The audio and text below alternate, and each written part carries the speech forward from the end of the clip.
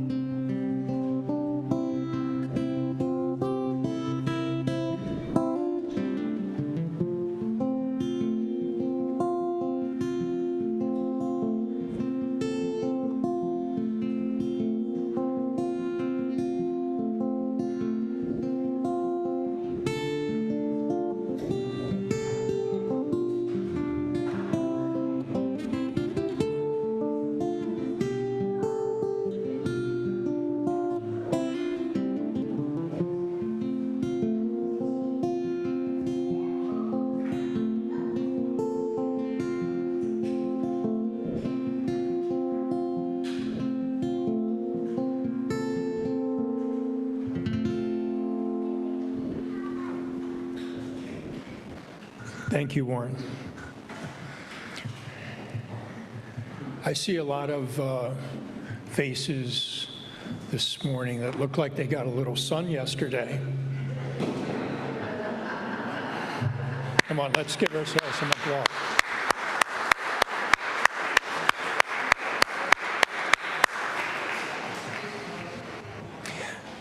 Welcome one and all, in person and online, to the Unitarian Universalist Church of Delaware County. In this beloved community, universal love embraces our rich, rainbow-hued diversity and calls us to work together for compassion, justice, and transformation within our community and the wider world. Now, I'm Joe Miller, the worship associate this morning. My pronouns are he, him, and it's my privilege to lead worship today with Reverend Laura Solomon and Lisa Jacobs. I believe will be doing our Time for All Ages. So again, welcome.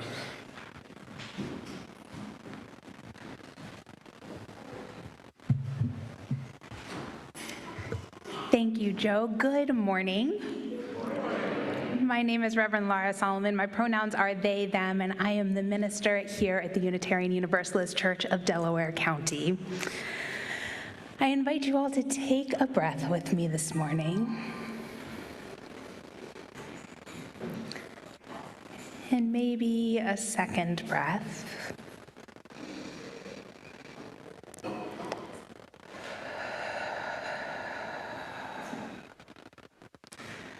Allowing yourself to fully arrive into this space. We are talking about self-compassion, about self-love this morning. And the way that we're going to introduce that is by embracing imperfection. I am not a singer, and we are going to sing together. It's going to be great. The words are up on the screen here. I'll sing the first verse through, and then we're going to sing it together. I was made for this morning. I was made to be here. All the life around me is a gift, so I may heal. Let's sing that together. I was made for this morning. I was made to be here. All the life around me is a gift, so I may heal. And the next verse. I was made for this morning.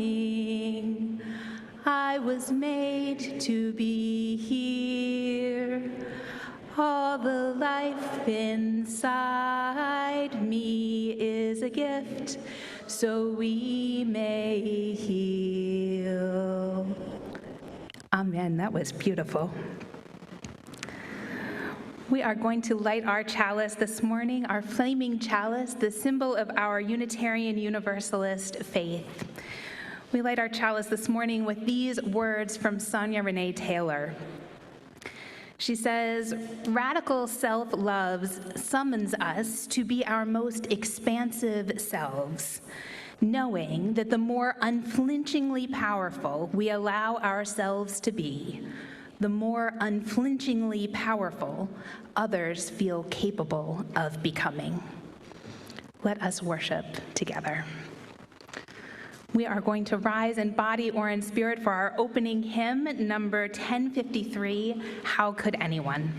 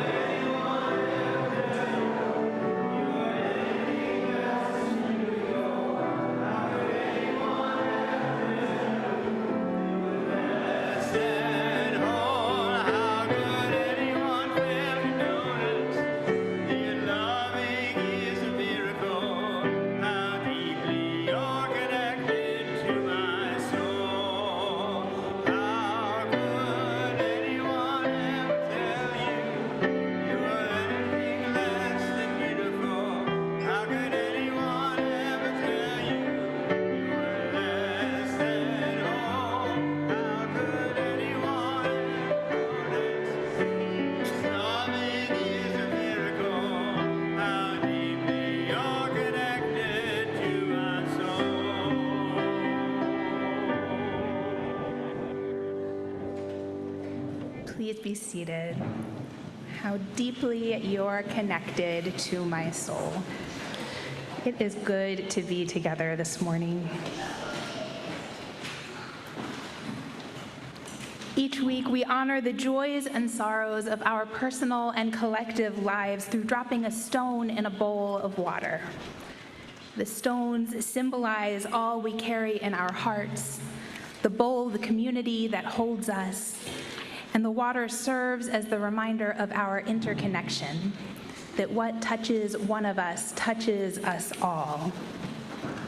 Your heartbreak and your joy, your grief and your hope, your anxiety and your love are welcome here, and we hold our joys and sorrows together. Each week we take a quiet moment to light our candles of community, justice, and hope. A quiet moment to center ourselves in love for one another and to recommit ourselves to the work of justice and liberation in our world. We first light our blue candle for community. This candle is for you and your loved ones, for the ever-rippling concentric circles of love that spread throughout this community and your circle of care.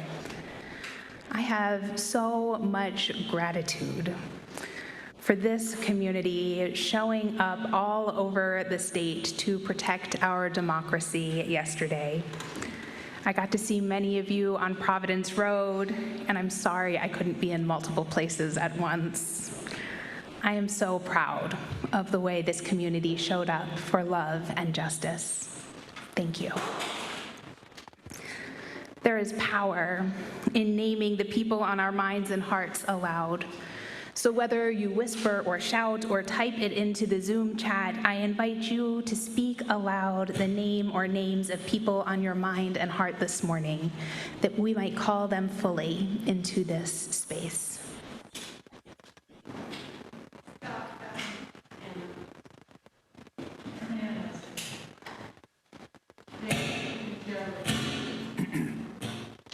Caden Scott. Elliot Clinton.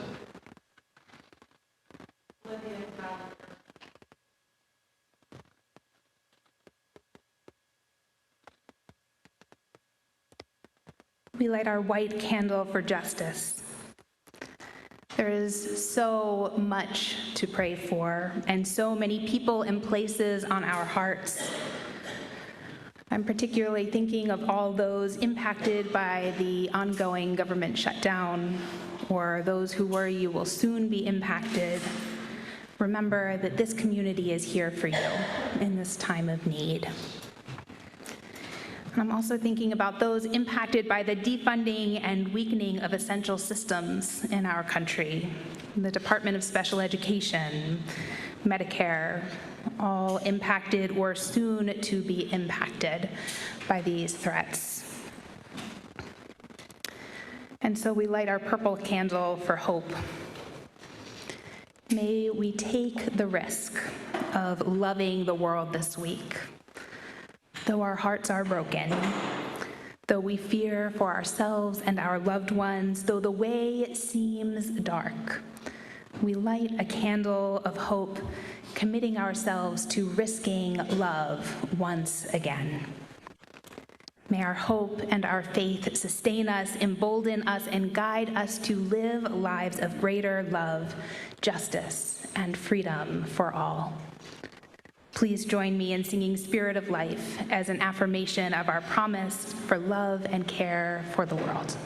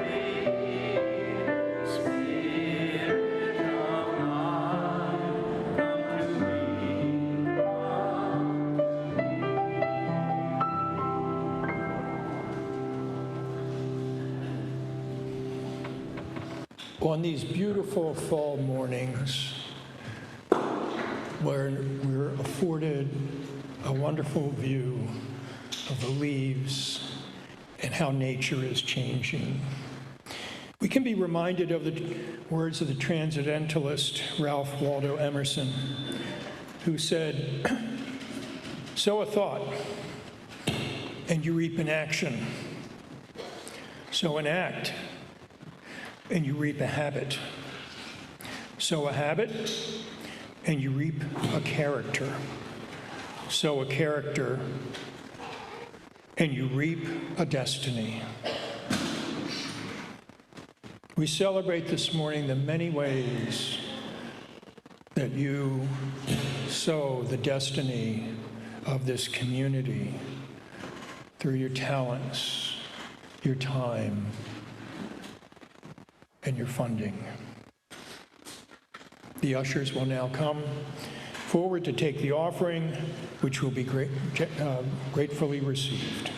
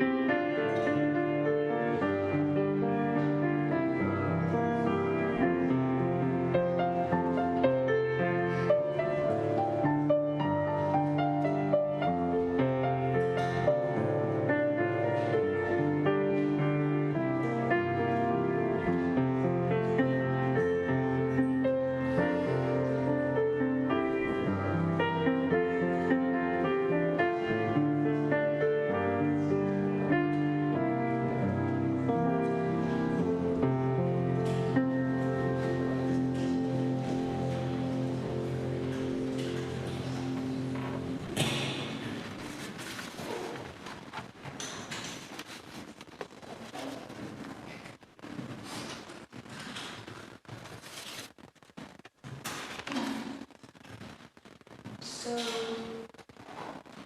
once upon a time,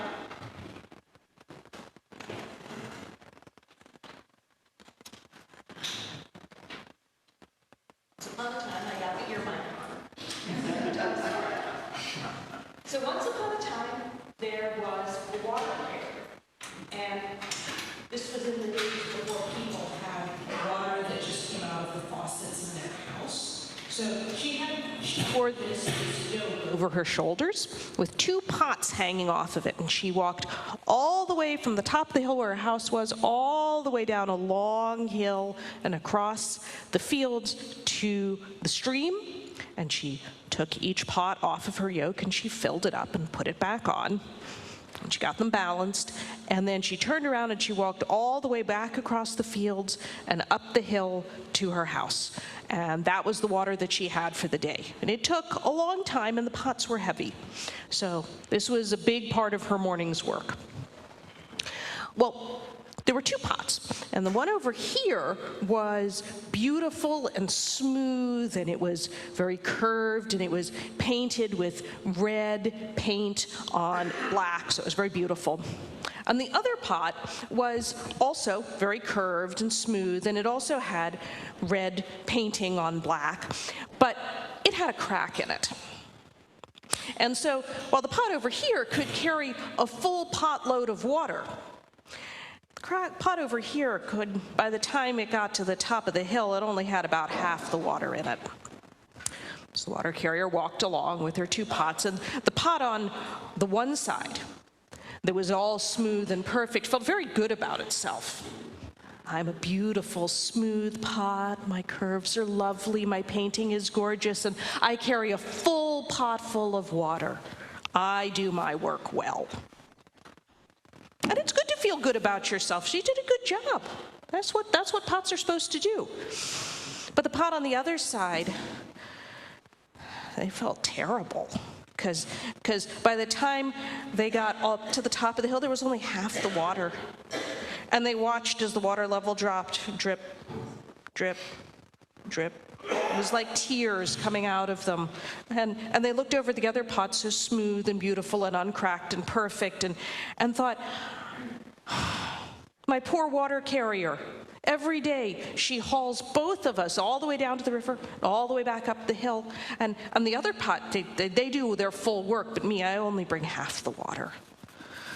And she thought about it, and she thought about it, and she felt worse and worse. And one day, as they were about halfway up the hill, she said to the water carrier, I'm really sorry.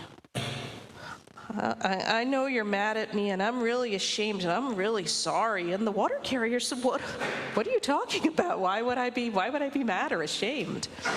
And the pot said, well, because I have this crack, and I drip. It's like crying, but I can't stop. Have you ever cried and you couldn't stop even though you wanted to? Yeah. She's like, and when I get up to the top, there's only half the water in me. You only get half the value out of me that you should. I'm no good as a pot. And the water carrier said, well, I think that I beg to differ. Tomorrow, when we go up the hill, you watch.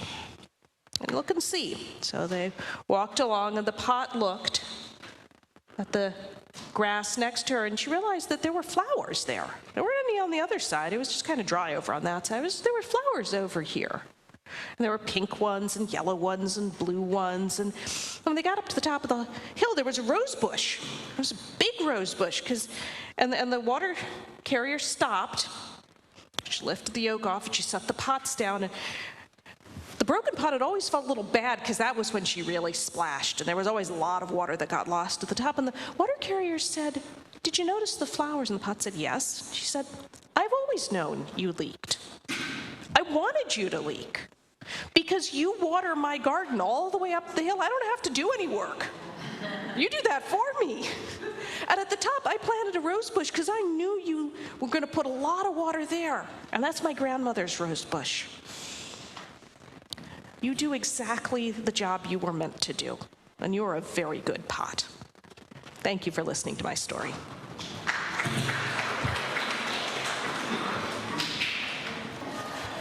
Our reading this morning is a poem titled Self-Compassion by James Cruz. My friend and I snickered the first time we heard the meditation teacher, a grown man, call himself Honey, with a hand placed over his heart to illustrate how we too might become more gentle with ourselves and our runaway minds. It's been years since we sat with legs twisted on cushions, holding back our laughter. But today, I found myself crouched on the floor again, not meditating exactly, just agreeing to be still, saying honey to myself each time I thought about my husband splayed on the couch with aching joints and fever from a tick bite. What if he never gets better? Or consider the threat of more wildflowers, the possible collapse of the Gulf Stream. Then remember that in a few more minutes, I'd have to climb down to the cellar and empty the bucket I placed beneath a leaky pipe that can't be fixed until next week. How long do any of us really have before the body begins to break down and empty its mysteries into the air? Oh, honey, I said, for once, without a trace of irony or blush this time. The touch of my own hand on my chest, like that of a stranger, oddly comforting, in spite of the facts.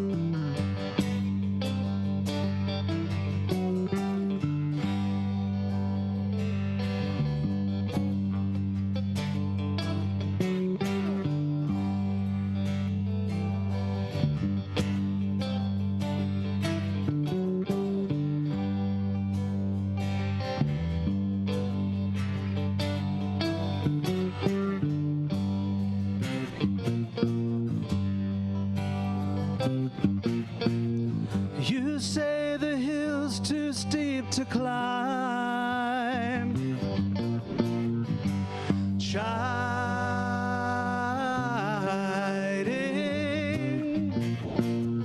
You say you'd like to see me try. Climbing.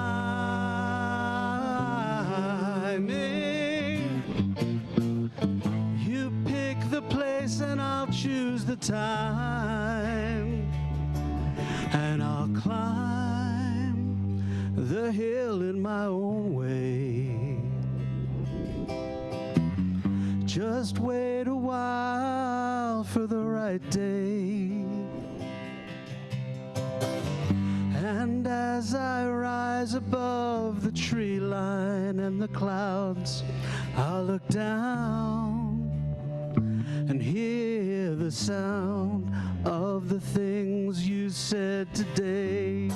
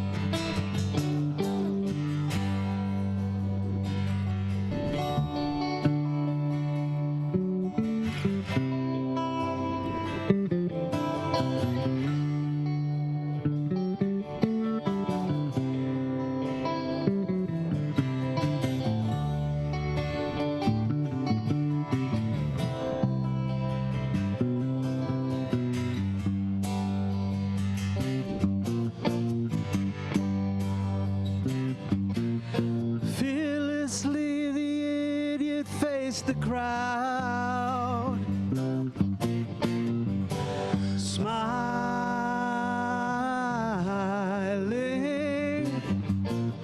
merciless the magistrate turns round, frowning,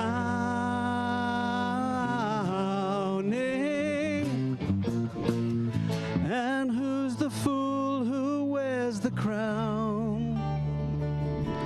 You go down in your own way, and every day is the right day. And as you rise above the fear lines in his brow, you look down, hear the sound of the faces in the crowd.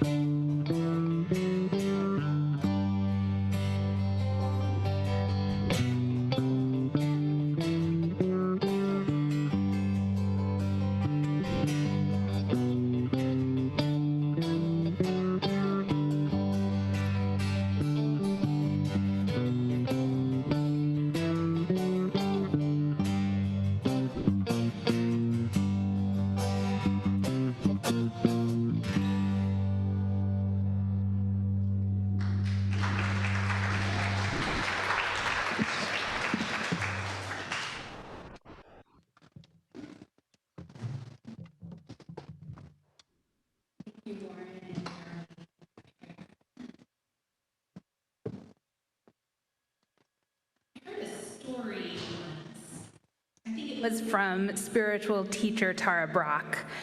She told a story about a grandmother who was walking through the grocery store with a toddler who was screaming through the cereal aisle, screaming. And the woman was very calmly saying, "There, there, Ellen, we'll be done soon." Through the produce section, screaming, "There, there, Ellen, we're almost done, we'll be home soon." Through the frozen foods, screaming, "There, there, Ellen, this is so hard and you're doing so well. We'll be done very soon." They finally got to the checkout line. "There, there, Ellen, we're almost to the car. You've nearly made it." The clerk overheard and said, "You're so patient with little Ellen." To which the woman replied, "I'm Ellen."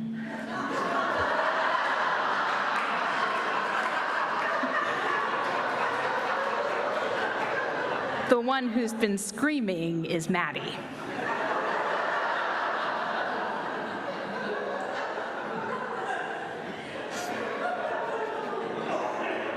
It's a good one, right?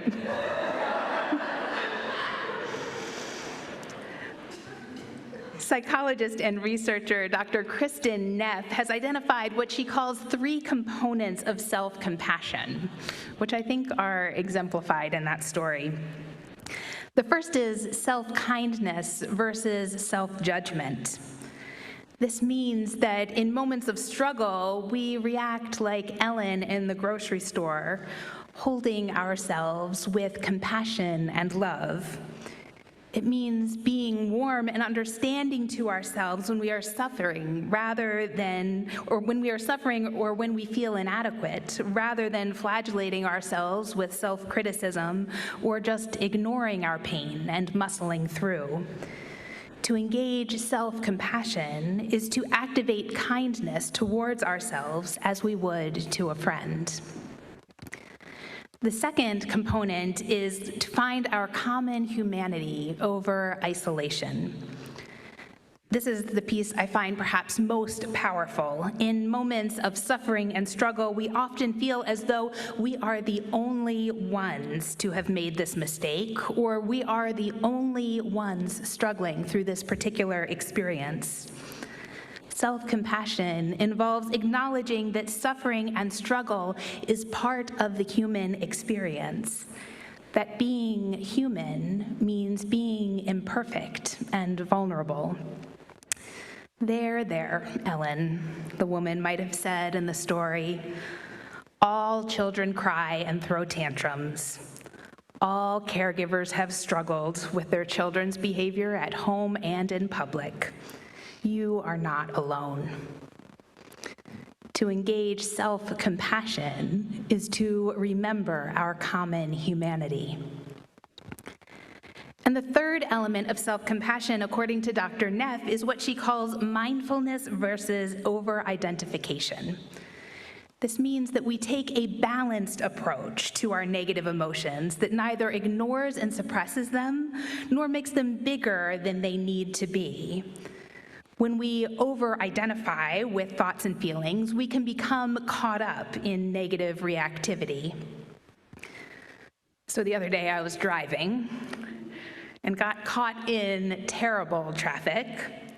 And at first I was just mildly irritated, which soon gave way to judgment. Why didn't you turn on the GPS and check before you got on the highway? You should have known not to go this way at this time of day, I was thinking. And then where I ended up, which is where I frequently end up when I'm sitting in traffic, was in a spiral that literally had me saying out loud, I live here now. I will never be getting home, I will never eat dinner, and I will spend the rest of my life on 495. Spoiler alert, I am not living on 495. Dr. Neff encourages us, invites us into an alternative response that engages us in different patterns of naming those difficult emotions and negative reactivity by naming what is happening. Oh, I am very frustrated, I might have said. I am so tired and hungry. It wouldn't have changed those feelings, but it's certainly much better than imagining me living out the rest of my days on the blue route. Mindfulness over self-identification, over-identification. So those three components again are self-kindness versus self-judgment, common humanity versus isolation, and mindfulness over-identification. The common rhetoric around self-love is that it's something we all need to be working towards. It's yet another thing on our to-do lists. Go to the grocery store, do the laundry, file my taxes, and love myself. Check. I have long balked at the oft-heard statement that we need to love ourselves in order to love others. For me, this lands like some kind of weird ultimatum, and then there's also shame associated with it. Like some invisible judge is telling me that while I might think I am loving others, unless I celebrate myself as I am 24/7, unless I completely reject all cultural notions of what makes a person good or what makes a person right and enough, then I am essentially failing at loving both myself and other people. Oof. So while Kristen Neff's work is about how we might return ourselves to self-love, author and activist Sonia Renee Taylor's message is that we are born into self-love, and that what we need to do to heal is to reconnect with our inherent divine enoughness, transforming how we live in and relate to both our bodies and the bodies of others. She calls this radical self-love. Taylor asserts that anything other than self-love, all other messages we may have internalized or learned along the way, are the result of systems of oppression. Babies are born delighting in their bodies and themselves, she reminds us. What wonders our bodies are. Our hands and feet, our squishy bellies. It is the world that teaches us not to delight in this original wonder, and we have the power to unlearn, to resist, and to change that pattern. Taylor says, our inherent sense of radical self-love doesn't speak to us with cruelty or viciousness. Radical self-love does not malign our gender, our sexuality, our race, our disability, our weight, age, acne, scars, or illnesses. A world of body terrorism that impugns us because of our identities is the only thing that would dare speak to us with such malice. So perhaps it isn't so much that we cannot love others until we love ourselves. Perhaps what we need to learn is to be mindful of the lessons we have internalized about our bodies and ourselves and others' bodies and selves. We need to be mindful of the messages we tell ourselves so that we can be forces of love and justice that we so wish to be in the world. A radical self-love world is a world that works for everybody, Taylor writes in her book called The Body is Not an Apology. Creating such a world, she says, is an inside-out job. How we value and honor our own bodies impacts how we value and honor the bodies of others. So I wonder what might change if we don't think about self-love as this thing that we need to achieve, but instead we remember that it is a goal that we are uncovering. It is remembering our own body's worthiness. Before we learned that we were too fat or too thin or too loud or too shy, before we learned that our skin was too dark or our hair was the wrong color or texture or that we were the wrong gender, what were we then? Before we learned to tell ourselves that we aren't smart enough or we weren't too clumsy or we aren't good at math, who were we then? What did we know to be true about ourselves then?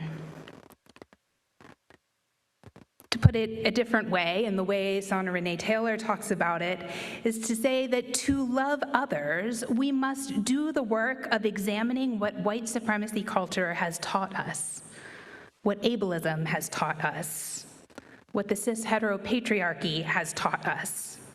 To love others, we have to do the work of unlearning the harmful messages we have internalized, including the ones we tell ourselves. It's not our fault that we learned these things. These systems of oppression are the water that we swim in, they are the air that we breathe. It is not our fault that we learned them, but it is our responsibility to unlearn them. It is not our fault, but it is our responsibility. The adage that none of us are free until all of us are free is true, but most of us forget to remember that that includes us. If everybody gets free, but I'm still not free of body shame or critical self-talk, then we didn't all get free. If everybody gets free, but you're still judging your body or yourself, if everybody gets free, but you're still talking negatively to your precious, amazing self, then we didn't all get free.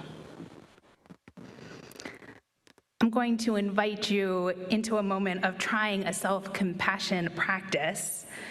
But humor me momentarily as we remember that this doesn't have to be so serious. If it feels comfortable, put your hand on your heart and repeat after me. Say, "Oh, honey, of course we're still trying to get free. We are hot mess humans. Just doing the best we can. Let's get free together, and let's do it. And let's do it by engaging radical self-love."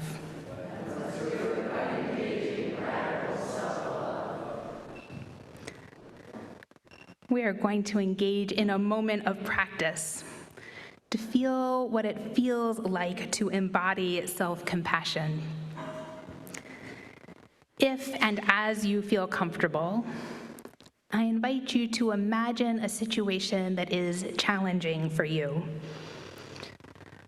Perhaps you choose something simple, like the moment I described in the car the other day.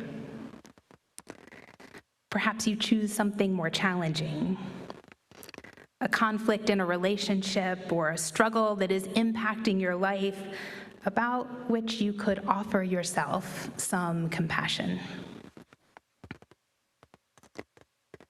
Imagine what it would be like to say to yourself in those moments of distress, "This is a moment of suffering." Maybe you just say, "Ouch, this hurts." Perhaps you do what Ellen did in the grocery store. "Oh, honey, this is so hard." I invite you to offer yourself a small gesture of comfort as you imagine this. Maybe you place a hand on your heart. Maybe you hold yourself gently, whatever feels comfortable and just right.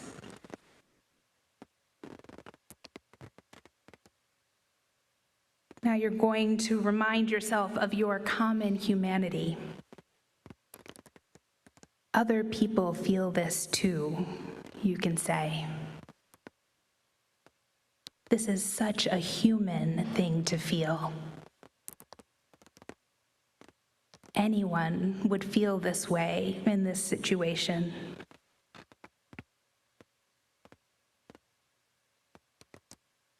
And then you offer yourself a reminder, a kind word, a little blessing. May I be kind to myself. May I be patient. May I give myself the kindness I need.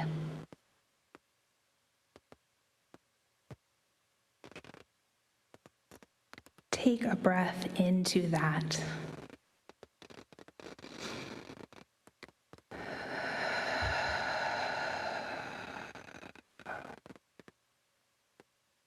Oh, honey. This work of being human is so hard, and we are doing the best we can.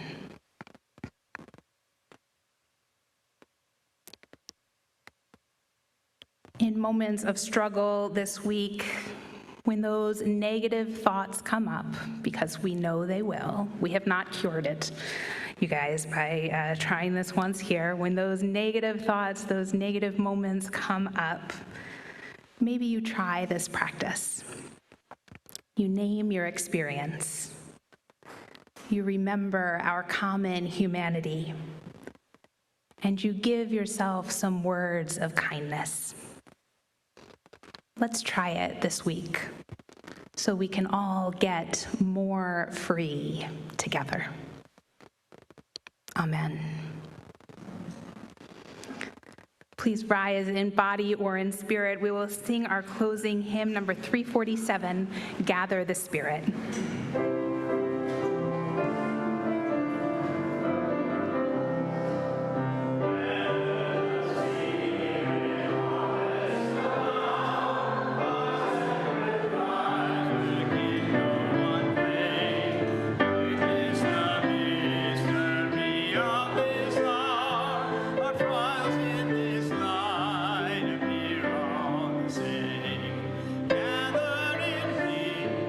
Gather in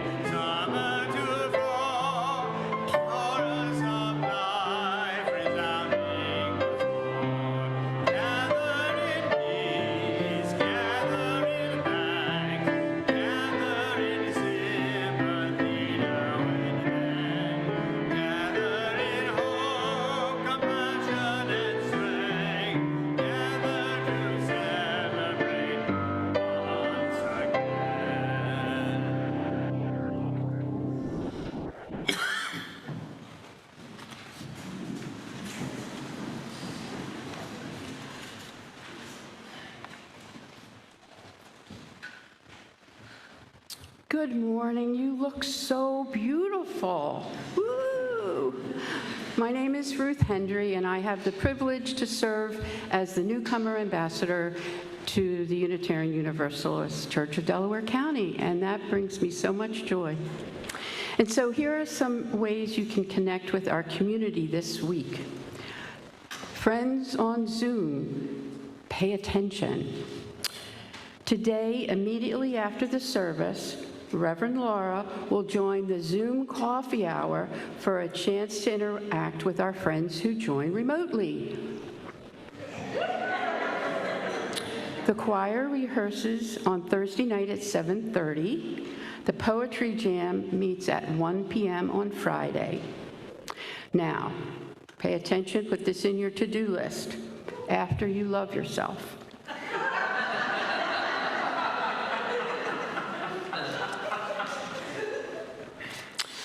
These are two important events that come up on our calendar very soon.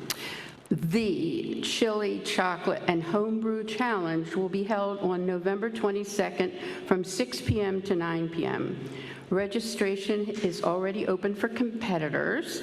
Visit the Chili Chocolate Homebrew team in the Fellowship Hall after the service to volunteer. And just let you know, I have already signed up, and I'm shooting for #1 this year. I'm tired of #2. Oh, I'm sorry, self-compassion. I love the fact that I've had the opportunity to participate in the Chili Chocolate Homebrew Challenge. Woo! Reverend Laura knew what she got into when she asked me to do these community connections.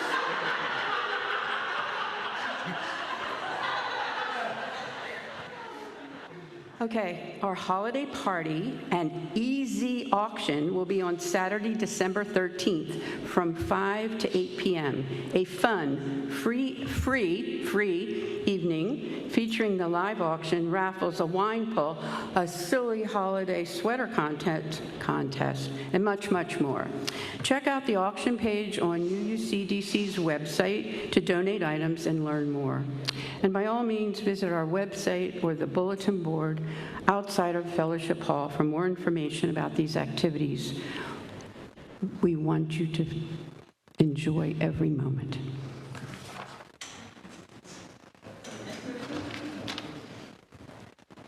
Thank you, Ruth. We love you. We are going to extinguish our chalice. Please, again, repeat after me. Oh, honey.